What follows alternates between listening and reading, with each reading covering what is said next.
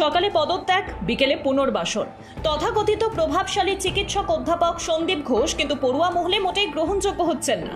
RG Kar medical কলেজের অধ্যক্ষের পদ থেকে ইস্তফা দেওয়ার পরই তাকে ন্যাশনাল মেডিকেল কলেজের অধ্যক্ষ পদে নিয়োগ করা হয়। অর্ধ দিবসের মধ্যে স্বাস্থ্য ভবনের নয়া নিয়োগপত্র হাতে আসে, আর তা নিয়ে বিস্তর জল খোলা হয়েছে। যেভাবে পদে থাকাকালীন আরজিকরের পড়ুয়াদের অপছন্দের হয়ে উঠেছিলেন ডক্টর সন্দীপ ঘোষ, একই ছবি দেখা গেল ন্যাশনাল মেডিকেলেও। সোমবার রাতের পর মঙ্গলবার সকালেও ন্যাশনাল মেডিকেল কলেজের গেট আটকে পড়ুয়াদের বিক্ষোভ একেবারে অব্যাহত। কিছুতেই তারা প্রিন্সিপাল হিসেবে সন্দীপ ঘোষকে মেনে নেবেন না, আর তাদের বোঝাতে গিয়ে বিক্ষোভের মুখে পড়ে গো ব্যাক স্লোগান শুনতে কার্যত খালি হাতে ফিরে আসতে হলো দুই বিধায়ক জাভেদ খান এবং স্বর্ণকমল সাহাকে। পড়ুয়াদের সাফ বক্তব্য, ডক্টর সন্দীপ ঘোষ অধ্যক্ষের চেয়ারে বসলে তারা নিরাপত্তাহীনতায় ভুগবেন। অবশেষে স্বস্তি পেলেন যোগগুরু রামদেব। বিভ্রান্তিকর বিজ্ঞাপনের মামলায় মুচলেকা দিয়ে দোষী স্বীকার, বিজ্ঞাপন তুলে নেওয়া এবং বিজ্ঞাপনের বয়ান বদলের পর কাঠগড়া থেকে মুক্তি। যোগগুরু এবং তার সংস্থা পতঞ্জলির বিরুদ্ধে মামলা বন্ধ করে দিল সুপ্রিম কোর্ট। ভবিষ্যতে যেন একই ভুল না হয় এই বিষয়ে সতর্ক করে তবেই রামদেবকে রেহাই দিল আদালত। বিভ্রান্তিকর বিজ্ঞাপনের মামলার প্রবল অস্বস্তিতে পড়তে হয়েছে রামদেব এবং তার সংস্থাকে। বারবার সুপ্রিম কোর্ট ভর্ৎসনা করেছে তাদের নির্দেশ মতো সংবাদপত্রে বিজ্ঞাপন দিয়ে ক্ষমাও চায় পতঞ্জলি, কিন্তু শীর্ষ আদালতের তরফে সাফ জানিয়ে দেওয়া হয় রামদেবের ক্ষমা প্রার্থনা নাকচ করা হলো, কারণ ক্ষমা চাওয়ার ভঙ্গি মোটেও আন্তরিক ছিল না। পরের দিন আবারও সুপ্রিম কোর্টের কাছে ক্ষমা চান রামদেব বাবা। চলতি বছরের এপ্রিলে পতঞ্জলির এই বিজ্ঞাপন সংক্রান্ত মামলায় রামদেব এবং তার সহযোগী আচার্য বালকৃষ্ণকে তলব করেছিল শীর্ষ আদালত। শুরুতে তলব এড়ালেও আদালতে হাজির দেন রামদেব এবং বালকৃষ্ণ। রামদেবের সংস্থার বিরুদ্ধে মামলা করেছিল ইন্ডিয়ান মেডিকেল অ্যাসোসিয়েশন আইএমএ। অভিযোগ ছিল পতঞ্জলি বেশ কয়েকটি বিজ্ঞাপনে অ্যালোপ্যাথি চিকিৎসা এবং চিকিৎসককে অসম্মান করা হয়েছে। বিজ্ঞাপনের মাধ্যমে সাধারণ জনগণকে বিভ্রান্ত করার অভিযোগও আনা হয়েছিল। চমকে দেওয়া কাণ্ড মধ্যপ্রদেশে। স্বাস্থ্য কেন্দ্রে কোনো চিকিৎসক না থাকায় মহিলা প্রসব করালেন এক সাফাই কর্মী। প্রসবের কিছু পরেই সদ্যজাতর মৃত্যু হয়। এই ঘটনায় হুলস্থুল পড়ে গিয়েছে গোটা রাজ্যে। বিজেপি শাসিত রাজ্যে চিকিৎসা কেন্দ্রের বিশ্রী হাল নিয়ে উঠছে প্রশ্ন। এই ঘটনায় স্বাস্থ্য কেন্দ্র কর্তৃপক্ষের গাফিলতি দায়ী করা হচ্ছে। পুলিশ সূত্রে জানা গিয়েছে সোমবার ঘটনাটি ঘটেছে মধ্যপ্রদেশের শিবপুরি জেলার এক প্রাথমিক স্বাস্থ্য কেন্দ্রে। রানী ওঝার প্রসব বেদনা ওঠায় তার স্বামী রামসেবক অ্যাম্বুলেন্সে ফোন করেন। যদিও অ্যাম্বুলেন্স মেলেনি। এর মধ্যে স্ত্রীর অবস্থা খারাপ হওয়ায় অন্য একটি গাড়িতে তাকে নিয়ে স্বাস্থ্য কেন্দ্রে পৌঁছানো হয়।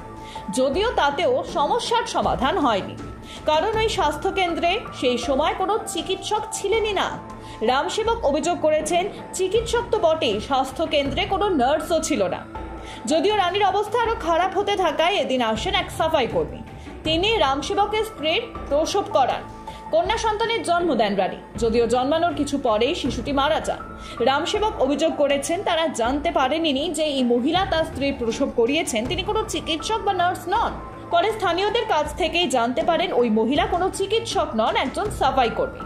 মধ্যপ্রদেশের স্বাস্থ্য দপ্তর অভিযুক্ত চিকিৎসা কেন্দ্রের বিরুদ্ধে তদন্তের নির্দেশ দিয়েছে। গত কয়েক মাস ধরে একের পর এক জঙ্গি হামলায় রক্তাক্ত উপত্যকা। তবে শুধুমাত্র জম্মু এবং কাশ্মীর নয়, স্বাধীনতা দিবসকে নজরে রেখে দেশের একাধিক জায়গায় আত্মঘাতী জঙ্গি হামলার ছক কষছে জঙ্গিরা। গোয়েন্দা রিপোর্ট দাবি করা হচ্ছে 15ই আগস্টের নজরে রেখে আত্মঘাতী হামলার পরিকল্পনা করছে জঙ্গিরা। গোয়েন্দা বিভাগের রিপোর্টের ভিত্তিতে ইতিমধ্যেই হাই অ্যালার্ট জারি করা হয়েছে। আশঙ্কা করা হচ্ছে দেশের ভিআইপিদের টার্গেট করার পরিকল্পনা করছে জঙ্গিরা।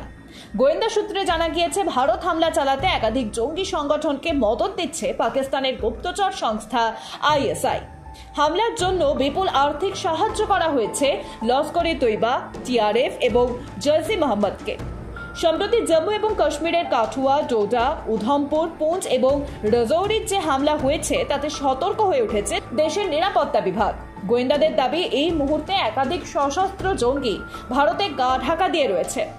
ভিআইপিরাই মূলত তাদের টার্গেট। স্বাধীনতা দিবসের প্রাক্কালে এহেন গোয়েন্দার রিপোর্ট প্রকাশ্যে আসায় দেশ জুড়ে নিরাপত্তা আরো জোরদার করা হয়েছে। রিপোর্টে দাবি করা হয়েছে, ভিআইপিদের পাশাপাশি ভিড় রয়েছে এমন জায়গায় মূলত টার্গেট জঙ্গিদের। পাশাপাশি হামলার জন্য জৈশ-ই লস্করের সর্বদা প্রধান লক্ষ্য হল রাজধানী দিল্লি। এখানেই স্বাধীনতা দিবসের দিন প্রধানমন্ত্রী সহ দেশের অন্যান্য ভিআইপিরা দীর্ঘক্ষণ খোলা আকাশের নিচে থাকেন। ফলে নিরাপত্তার চাদরে মুড়ে ফেলা হয়েছে গোটা দিল্লিকে।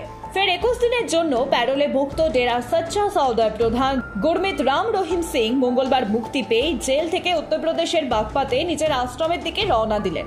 এই নিয়ে গত 4 বছরে 10 বার প্যারোলে মুক্তি পেলেন ধর্ষণের অপরাধে 20 বছরের সাজাপ্রাপ্ত স্বঘোষিত ধর্মগুরু। হরিয়ানা সরকারের অনুগ্রহেই বারবার ধর্ষককে প্যারোলে মুক্তি দেওয়া হচ্ছে বলে অভিযোগ উঠছে। যেবার 2 শিষ্যাকে ধর্ষণের অভিযোগে 2017 সালে রাম রহিমকে 20 বছরের কারাদণ্ড দিয়েছিল হরিয়ানার পঞ্চকুলা আদালত।